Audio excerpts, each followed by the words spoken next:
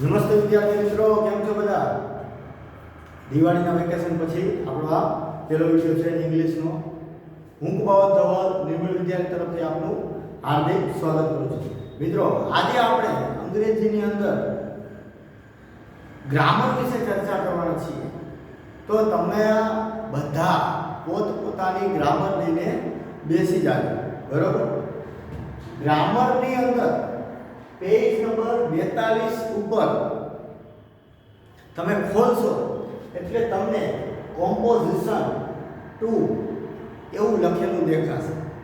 Composition 2 ની અંદર આપણે આજે પહેલો ટોપિક લેવાના છીએ, જેનું નામ છે કોમ્પ્રિહેન્શન. આ કોમ્પ્રિહેન્શન જેનો અર્થ થાય છે ફકરા પરથી પ્રશ્નોના જવાબ આપવા. મિત્રો, હવે તમારા બધા પાસે ગ્રામર છે, તો કોમ્પ્રિહેન્શનની અંદર આપણે ફર્સ્ટ પેરેગ્રાફ તેની અંદર જે અઘરા લાગતા સ્પેલિંગ વિશે ચર્ચા કરીએ. તો તૈયાર છો બધા? Page number 42. પહેલો શબ્દ છે સ્વિંગ. સ્વિંગ એટલે હિંચકો પણ થાય અને હિંચવું પણ થાય. મેં અહીં ઝૂલવું લખેલું છે, બરોબર, પણ સમાનાર્થી શબ્દો છે. એના પછી શબ્દ આવે છે પ્લેઝન્ટ. એટલે કે પ્લેઝન્ટ એટલે કે આનંદ. પ્લેઝન્ટ એટલે શું થાય? આમ તો પ્લેઝ એટલે જ આનંદ થાય, તો પ્લેઝન્ટ એટલે કે આનંદદાયક.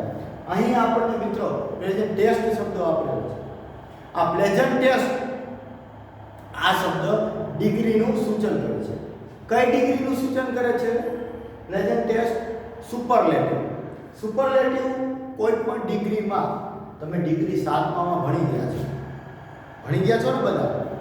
ER લાગે તો કમ્પેરેટિવ ડિગ્રી અને EST લાગે તો સુપરલેટિવ ડિગ્રી. તો અહીં લાગતો શબ્દ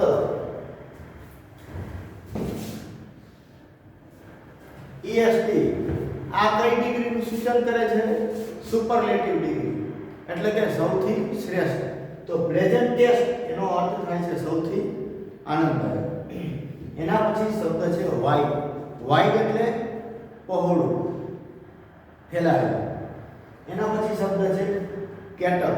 મિત્રો, આ કેટલ શબ્દનો અર્થ મેં પ્રાણી લખ્યો છે.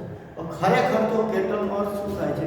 તો કે એની અંદર પશુ, પક્ષી, પ્રાણીઓ અને જે જાતિ છે એ બધી જાતિનો સમાવેશ થઈ જાય છે. એના પછી શબ્દ છે રૂપ. રૂપ એટલે છાપરું. પેલાના ઘર જે હતા સાદા નડિયાવાળા કે પતરાના, એને કહેવાય રૂપ. રૂપ એટલે છાપરું. એના પછી શબ્દ છે બ્રાઉન. આ બ્રાઉન શબ્દ વિશે તો તમે બધા પરિચિત છો. બ્રાઉનનો અર્થ થાય છે કથાઈ કે ભૂરું. એના પછી સ્પેલિંગ છે અગેન. અગેન એટલે ફરીથી, બીજી વાર. હવે અહીં જે અહીંયાથી જે શબ્દ આવે છે ને, આ બીજું જે યુનિટ છે પેજ નંબર 43 ઉપર તેના સ્પેલિંગ આપેલા છે, બરાબર? તો આ સ્પેલિંગ સમજીએ એની પહેલા હું તમને યુનિટ 1 આખું સમજાવી દઉં. જુઓ, ચાલો. કોમ્પ્રિહેન્શનની અંદર ફર્સ્ટ યુનિટમાં આપેલું છે તમને સૂચના, કવિતાના આધારે પ્રશ્નોના જવાબ આપો. હવે આપણને કવિતા આપેલી છે. અંગ્રેજીમાં કવિતા ગાવાની તો બહુ ઓછી વાર હોય, એટલે હું તમને અહીં સમજાવું. આપેલું છે, બધા ગ્રામર પોતાની પાસે રાખજો. જે અઘરો શબ્દ આવે તેની નીચે અંડરલાઈન કરીને એનો અર્થ લખી નાખો. હાઉ ડુ યુ લાઈક, કે તમને કેવું લાગે? હાઉ ડુ તમને કેવું લાગે? To go in the swing, હવામાં ઝૂલતા હોય ત્યારે તમને કેવું લાગે છે? Up in the air so blue, ઉપર હવામાં જે હવા જે છે એ કેવી છે? બ્લુ, વાદળી છે. ઓ અરે I do think it is the pleasantest thing. અરે હું તો એવું માનું છું કે હવાની અંદર ઉડવું તે એકદમ આનંદદાયક કે સૌથી આનંદદાયક મારા માટે બાબત છે. હવામાં ઉડવું એવો હિંચકો હોય, હવામાં તમને ઠેઠ લઈ જાય આકાશમાં, તો કેટલું આનંદ આવે. તો કે છે આ લેખક કે વધારે આનંદદાયક છે. એવર અ ચાઇલ્ડ કેન, અને દરેક બાળક આ કરી શકે. અહીંયા ઉદ્ગાર છે, કરી શકે એમ. તમે જો બાળકો જે છે એની કલ્પના કેટલી વાર એવી હોય કે જે વાસ્તવિકતામાં શક્ય ન હોય, પણ કલ્પના જગત એનું બહુ વિશાળ હોય, એક કવિની જેમ.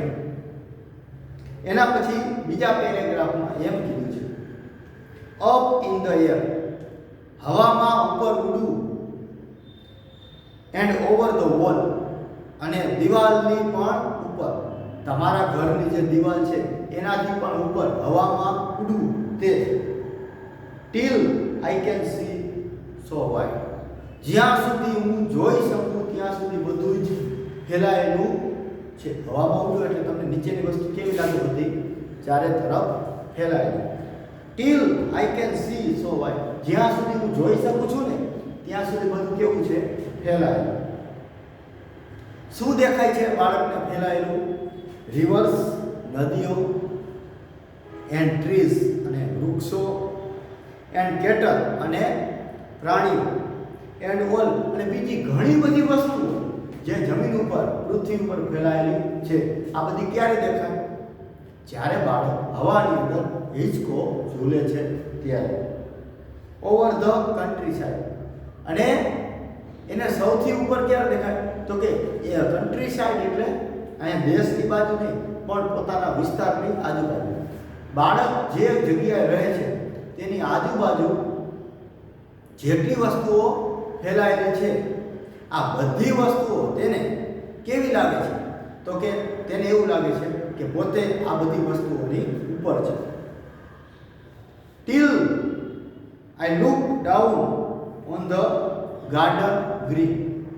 જો બાળક એમ કે છે, જ્યારે હું ઉપરથી નીચે જોઉં છું ને ત્યારે મને એમ લાગે જાણે એકદમ લીલો બગીચો આ પૃથ્વી હોય એવો લાગે છે.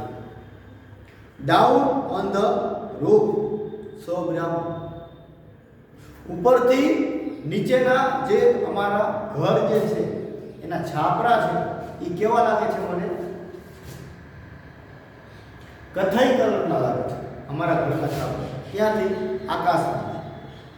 Up in the air I go flying, વળી પાછો હું હવામાં વીંચવા જાઉં છું. અગેન એટલે ફરીથી, વળી પાછો હું હવામાં વીંચવા જાઉં છું. Up in the air and down. આ બાળક એમ કહે છે કે હું હવામાં ઉપર જાઉં છું અને નીચે આવું છું, ઉપર જાઉં છું અને નીચે આવું છું. હવે મિત્રો આની અંદર તમને અમુક પ્રશ્નો આપવામાં આવેલા છે, જેના હું જવાબ તમને અત્યારે કહું છું, પણ તમને પછી એમના જવાબો તમને હોમવર્કમાં આપી દેવામાં આવશે. અત્યારે તમે જુઓ. પહેલો છે, up in the air so blue, means હવાની અંદર એકદમ વાદળી. આનો અર્થ શું થાય? તો કે હવાની અંદર વાદળી કલરનું છે શું? આકાશ, ધ સ્કાય. કોણ છે? હવામાં વાદળી કલરનો કલર કોનો છે? આકાશનો. તો કે ધ સ્કાય. બીજો વિકલ્પ આપેલો છે, ધ ચાઇલ્ડ સીઝ, બાળક જુએ છે. ખાલી જગ્યા ઓવર ધ કન્ટ્રી સાઇડ, ઉપરથી વિસ્તારની આજુબાજુ. તો ક્યાંથી જુએ છે? તો કે હિંચકામાંથી. શું જુએ છે? એની આજુબાજુ શું છે? રિવર્સ, નદીઓ, ટ્રીઝ, વૃક્ષો, એન્ડ કેટલ, અને પ્રાણીઓ. આ ત્રણેય વસ્તુ એની આજુબાજુ છે. એના પછી when the child looks down he sees, જ્યારે બાળક નીચે જુએ છે ત્યારે તેને શું દેખાય છે? Garden and roof. જ્યારે બાળક નીચે જુએ છે ત્યારે તેને બગીચાઓ અને છાપરાઓ દેખાય છે. હવે જો નદીઓ અને વૃક્ષો, આ તો એને દેખાતું હતું પણ એને ત્રણેય સાથે દેખાતું હતું, નદીઓ, વૃક્ષો અને કેટલસ, તો એ નો આવે. હવે ક્લાઉડ્સ, તો વાદળોમાં તો પોતે હતો તો તે પણ ન આવે. તો છેલ્લો વિકલ્પ કયો વધ્યો? Garden and roof. ચોથો ઓપ્શન છે the child is sitting on a. બાળક બેઠો છે શેના ઉપર? અ સ્વિંગ. બાળક એક હિંચકા ઉપર બેઠો છે. એના પછી છે રાઇટ ધ રાઇમિંગ વર્ડ્સ, એટલે કે ભળતા શબ્દોને લખો. તો સ્વિંગ એટલે હિંચકો, તો તેને ભળતો શબ્દ આપણી પાસે કવિતામાં બીજો કયો છે? થિંગ. થિંગ એટલે વસ્તુ. પ્લેઝન્ટ થિંગ આવ્યો ને, પ્લેઝન્ટ જસ્ટ થિંગ, અહીંયા થિંગ શબ્દ છે ત્યાં સ્વિંગની સામે લખવાનું છે. એના પછી ડાઉન. ડાઉન એટલે કે નીચે, તો WN આવતો એવો શબ્દ કયો છે? તો તમે જુઓ બ્રાઉન શબ્દ છે. કયો છે? બ્રાઉન. છેલ્લા ફકરાની બીજી લીટીમાં કયો શબ્દ? Down on the roofs of brown. તો ડાઉનનું રાઇમિંગ કયું થશે? બ્રાઉન. એના પછી છે વોલ. વોલ એટલે દીવાલ, તો વોલનું જો પાછળ કયા શબ્દ લાગ્યો? ઓલ, તો એને રાઇમિંગ વર્ડ્સ કયો થશે? ઓલ. હવે મિત્રો બીજો ફકરો પેજ નંબર 43 ઉપર આપણે શરૂ કરી છે.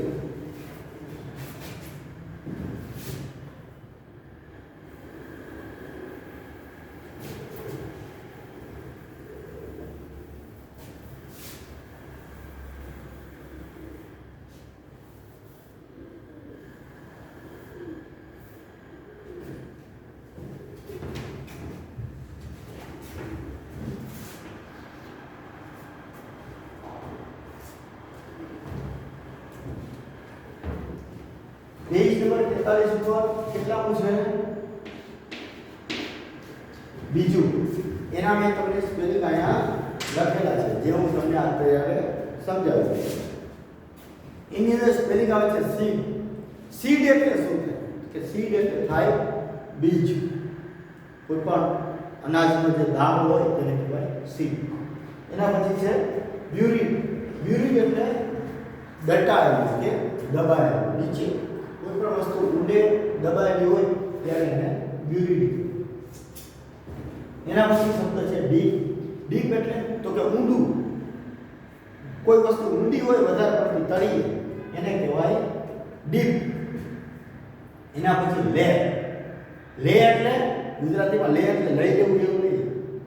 લે એટલે પડિયા લેવું, કોઈ પણ જગ્યાએ પડી રહેવું. એના પછી શબ્દ છે ફાસ્ટ અસ્લીપ. ફાસ્ટ એટલે તમે જાણો છો શું થાય? ઝડપથી. પણ અહીં આપણે વાક્યના અર્થમાં ફાસ્ટ અસ્લીપ એનો અર્થ શું થાય? તો કે ફાસ્ટ અસ્લીપ એનો અર્થ થાય છે ઘોર નિંદ્રા, આમ વધારે પડતી નિંદર, એને ફાસ્ટ અસ્લીપ. જાગે નહીં, ઘસઘસાટ, તમે જેને ઘસઘસાટ ઊંઘતું હોય તેવું. એના પછી છે ક્રીપ. ક્રીપ એટલે સરકીને બહાર આવવું કે આગળ આવવું, એને કહેવાય ક્રીપ. એના પછી સ્પેલિંગ છે વેક. તમને સ્કૂલ ચાલુ હોય તો મમ્મી અત્યારે શું કરે સવારે? વેક, જગાડે. તો કે જગાડવું કે ઉઠાડવું. એના પછી શબ્દ છે વોઇસ. વોઇસ એટલે અવાજ. જેમ કે મારો અવાજ તમારા સુધી આવે છે કે નહીં, શબ્દોની પરિભાષા. રેન ડ્રોપ્સ. રેન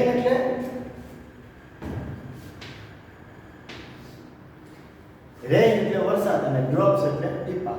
રેન ડ્રોપ્સ આનું આખું અર્થ થાય વરસાદના ટીપા. હવે મિત્રો પેજ નંબર કેટલા છે? 43 ઉપર તમારે જોવાનું છે.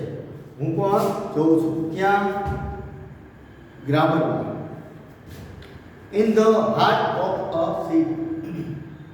જે બીજ છે બીજ એના હૃદયમાં, ક્યાં? ખૂણે. અહીંયા હૃદય ન કહેવાય પણ ક્યાંક ખૂણે, એક બીજના અંદર ક્યાંક ખૂણે ખૂણે શું છે? buried deep, so deep. ઊંડું બહુ કંઈક દફનાયેલું છે. buried એટલે દફનાયેલું છે, ક્યાંક દટાયેલું છે એક બીજની અંદર ઊંડે ઊંડે. કોણ દટાયેલું છે? a dear little plant. કોણ છે?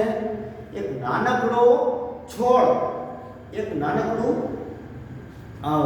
ઝાડવું એક વૃક્ષના બીજની અંદર દટાયેલું છે.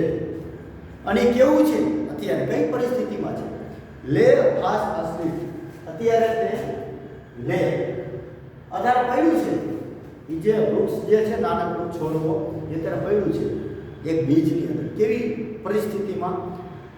અસ્લીપ, ફાસ્ટ અસ્લીપ, ઘસઘસાટ, ઘોર નિદ્રામાં પડ્યો છે. એક છોડવો નાનકડા બીજની અંદર ઘોર નિદ્રામાં ઊંઘી રહ્યું છે.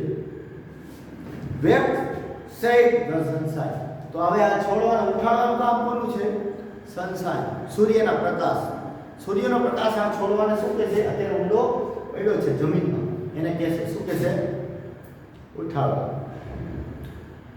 સૂર્યપ્રકાશ એને કહે છે ઉઠ and creep to the light. અને પછી આ જે છોડવો છે એને શું કરશે? તો કે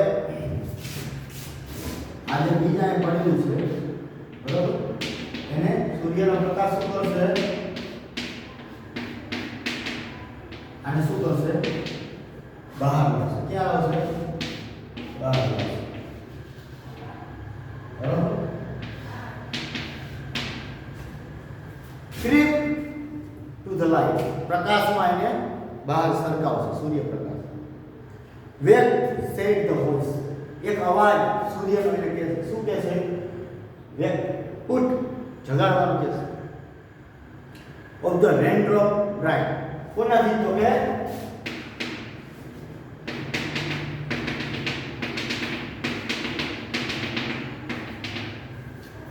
વરસાદના ટીપા દ્વારા સૂર્યપ્રકાશ તેને બહાર ખેંચી લાવશે. હવે એની અંદર અમુક આપણને પ્રશ્નો આપેલા છે. ક્યાં આપેલા છે? જો ધ પ્લાન્ટ વોઝ બ્યુરિડ. છોડ દટાયેલો હતો. ક્યાં? ઇન ધ ટ્રી, વૃક્ષમાં દટાયેલો હતો. બીજો વિકલ્પ ઇન ધ સીડ, બીજમાં. એન્ડ ઇન ધ ગ્રાઉન્ડ, કે મેદાન. તો આપણો જવાબ છે એક નાનકડા બીજની અંદર મોટો છોડ દટાયેલો હતો. બીજો વિકલ્પ છે ધ પ્લાન્ટ વોઝ. આ છોડ જે હતો એ કેવો હતો? ગ્રોવિંગ, વિકાસ પામતો હતો. અવેક, જાગેલો હતો. કે અસ્લીપ, કે ઊંઘતો હતો. છોડ કેવી પરિસ્થિતિમાં બીજની અંદર હતો?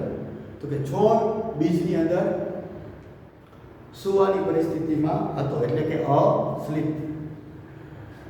ત્રીજું ક્રીપ ટુ ધ લાઇટ. પ્રકાશમાં સરકીને બહાર આવો. Creep to the light. Who said this. આવું કોણે કીધું? પ્રકાશમાં સરકીને બહાર આવવાનું કીધું કોણે? The plant. છોડે કીધું પ્રકાશમાં સરકીને બહાર આવવાનું? ધ સનશાઇન, સૂર્યપ્રકાશે કીધું? કે પછી ધ રેનડ્રોપ, કે વરસાદના ટીપાએ?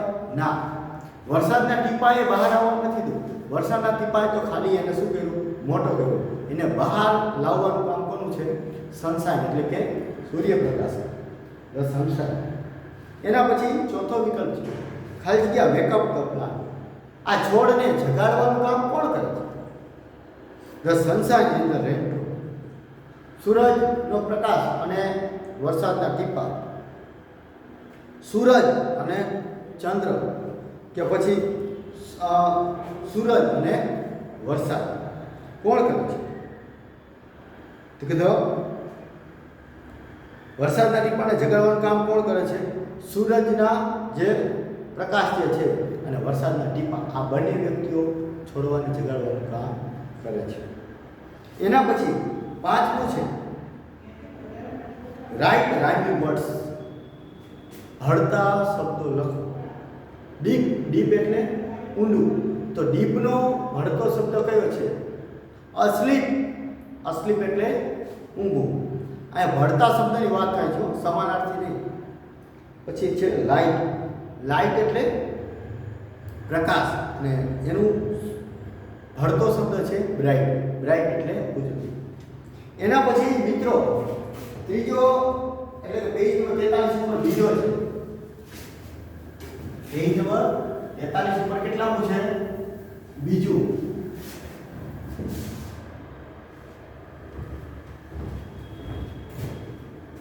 જો ગ્રાફ આપેલો છે. શું આપેલું છે? ગ્રાફ ના આધારે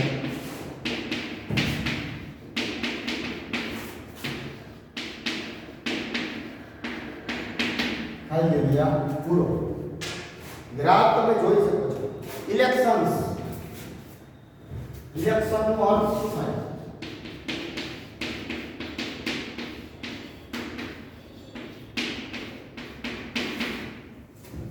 ઇલેક્શનનો અર્થ થાય છે ચૂંટણી.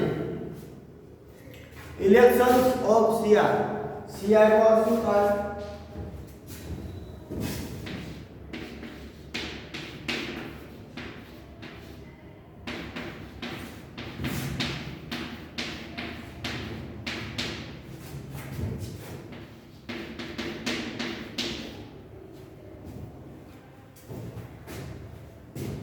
ક્લાસ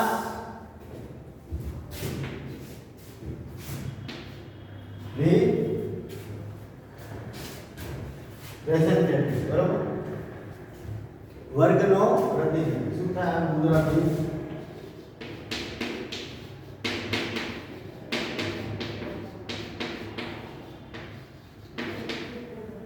એટલે કે મોનિટર.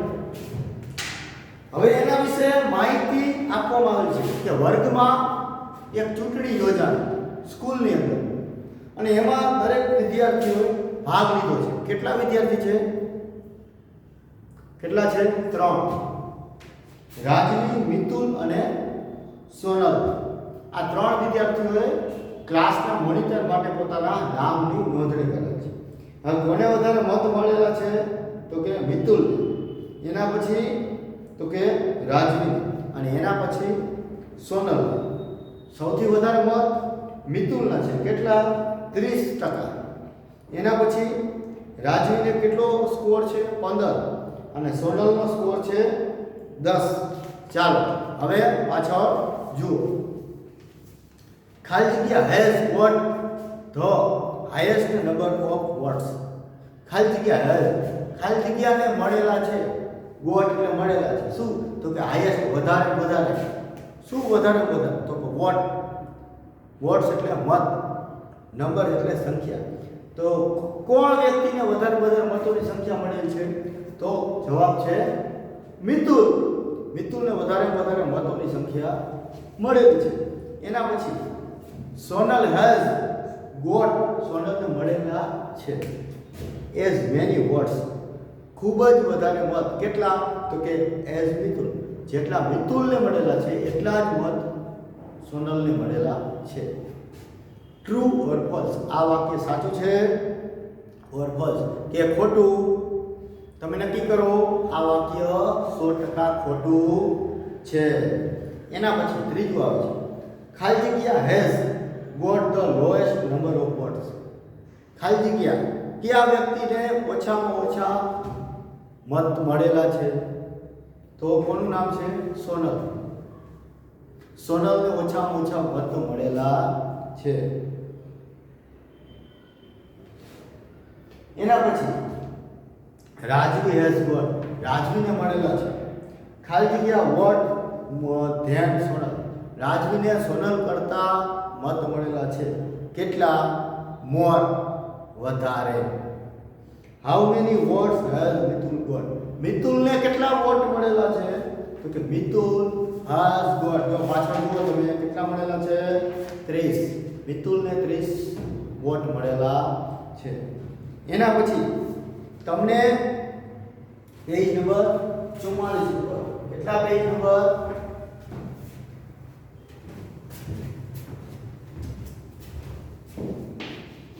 44 ઉપર 2 નંબરના ફકરામાં એમાં પણ શું છે? એક ગ્રાફ જ આપેલો છે. શું આપેલું છે? ગ્રાફ. તો એ ગ્રાફના આધારે ઉપર જોઈ તેમ પ્રશ્નોના જવાબ આપવાના છે. ગ્રાફ હવે તમને જોતા આવડી ગયો. ચાલો જુઓ. પહેલી ખાલી જગ્યા છે, ખાલી જગ્યા is the hottest city in the Gujarat. એટલે કે કોઈ શહેરની અંદર ગરમીનું પ્રમાણ કેટલું છે તે આપેલું છે. જુઓ વધારે કયા શહેરમાં છે? ભુજ. આ શહેરમાં વધારે તાપમાન છે. અને ઓછામાં ઓછું કયા શહેરમાં છે? સુરત. સુરતની અંદર ઓછામાં ઓછું તાપમાન છે. ચાલો હવે જુઓ. બાકી ભાવનગર, અમદાવાદ અને રાજકોટ આ બંનેમાં એકબીજાથી ઓછા વધતા છે. ખાલી જગ્યા is the hottest city in Gujarat. કયું શહેર ગુજરાતની અંદર સૌથી વધારે બરોબર ગરમ પ્રદેશ છે? તો કયા શહેરનું નામ છે? ભુજ. ભુજની અંદર સૌથી વધારે ગરમી પડે છે. એના પછી બીજું છે ખાલી જગ્યા ઇઝ હોટર દેન ભાવનગર. ભાવનગર કરતાં કયા શહેરમાં ગરમી વધારે? ખાલી ભાવનગર કરતાં. તો કયું શહેર આવશે ભાવનગર કરતાં? જુઓ તો ભાવનગર કરતાં શહેર છે અમદાવાદ. અમદાવાદમાં ભાવનગર કરતાં વધારે ગરમી પડે છે. એના પછી ખાલી જગ્યા ઇઝ હોટર દેન સુરત. સુરત કરતાં કયું શહેરમાં વધારે ગરમી પડે છે? તો સુરત કરતાં જે શહેર પહેલા આગળ હોય તેનું નામ લખો. સુરત કરતાં આગળ કયું છે? ભાવનગર. તો લખો Bhavnagar is the hotter than Surat. એના પછી ખાલી જગ્યા is hotter than Ahmedabad. Ahmedabad કરતાં કયું શહેર વધારે ગરમ છે? તો અમદાવાદથી વધારે હોય તેનું નામ લખો. કયું છે? Rajkot. Rajkot is hotter than Ahmedabad. Ahmedabad કરતાં રાજકોટમાં ગરમી વધારે પડે છે. ખાલી જગ્યા is hotter than Rajkot. Rajkot કરતાં કયા શહેરમાં ગરમી વધારે પડે છે? તો કે રાજકોટ કરતાં જેનો ભાગ વધારે હોય એક જ છે. કોણ? Bhuj. Bhuj is hotter than Rajkot. મિત્રો આજે આપણે ગ્રામરની અંદર પેજ નંબર 42, 43 અને 44 એટલે કે પ્રશ્ન 1 અને 2 વિશે ઘણું બધું શીખી ગયા. હવે આવતીકાલે આપણે ગ્રામરની અંદર પેજ નંબર 44 ઉપર પ્રશ્ન 3 એટલે વાર્તાના આધારે પ્રશ્નોના જવાબ આપવાનો છે તેના વિશે શીખીશું. ત્યાં સુધી તમે આ વિડીયો જુઓ અને પ્રશ્નોના જવાબની તૈયારી કરો. Thank you. ધન્યવાદ.